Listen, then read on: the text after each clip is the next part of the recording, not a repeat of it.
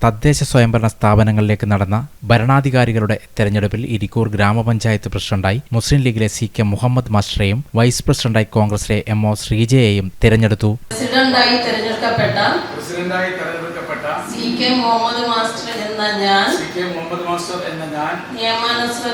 നിയമാനുസൃതം നടപ്പാക്കിയ ഇന്ത്യൻ ഭരണഘടനയോട് യഥാർത്ഥമായ വിശ്വാസവും പൂർവ്വം പുലർത്തുമെന്നും